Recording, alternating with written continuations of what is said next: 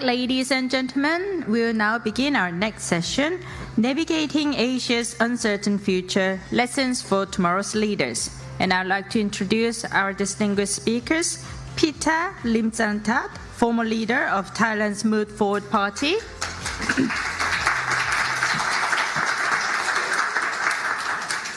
And Lee Jae-young, chairman of the Foreign Relations Committee of People Power Party. Okay, ladies and gentlemen, please welcome them with a warm round of applause.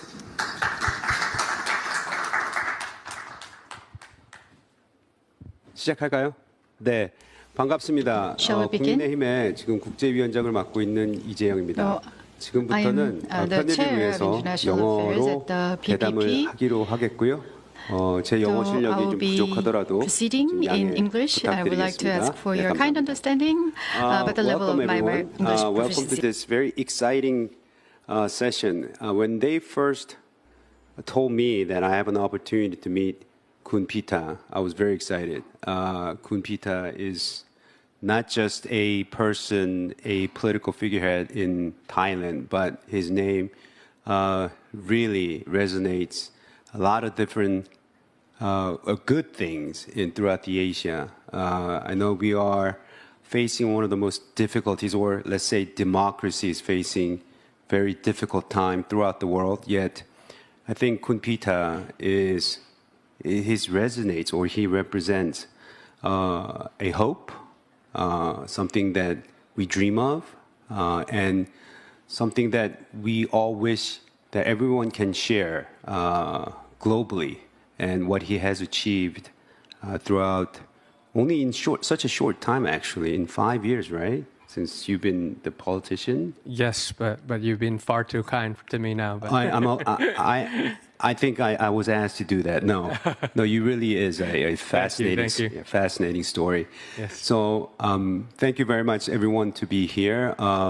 So I introduced myself in Korean, but right now I'm serving. I myself is a former parliamentarian in Korea. I served in Korean Parliament from 2012 to 2016. We call it 19th Assembly in South Korea. I represent, or I'm part of, a conservative party in Korea. Recently, we had a very, very bad result in Korea. Our conservative party had a landslide loss just in April.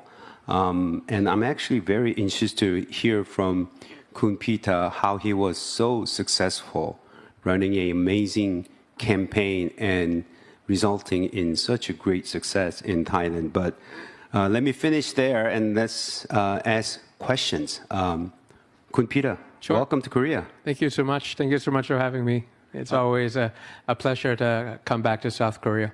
So how many times have you been to Korea? Twice this year. Okay. So I've been asked to speak at a university, a Korea university once when it comes to political science and campaign management. And this time I'm returning for ALC, so it's a good opportunity to be back. Oh, I'm sure those students... Weather is a bit different, but it's always warm and welcome when I return to South Korea. I'm sure those students were excited to see you when you were at the Korea University. Korea University. Right. By the way, to let everyone know, this show or this session is being streamed live in 조선일보's website. So I'm sure your 12 million followers, I heard, right?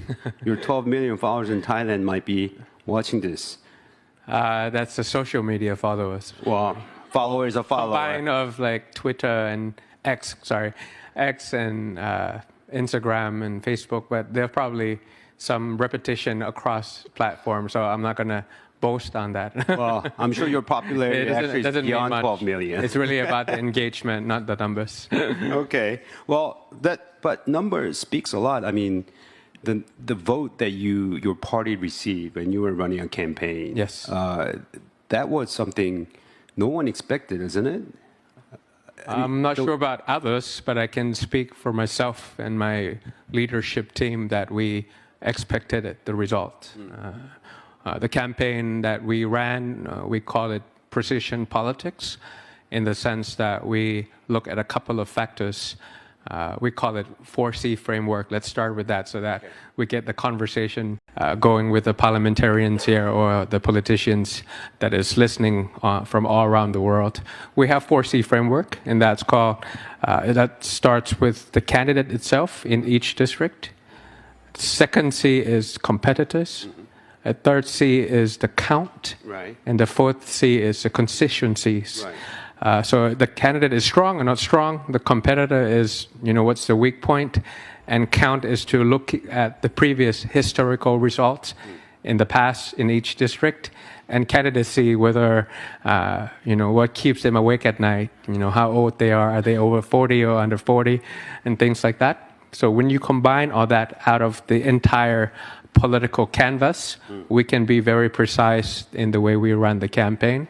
And the last time I said out loud in a public media, I said my target was 160 just a week before last year's election. I said the expectation or the target was 160, and we got 151.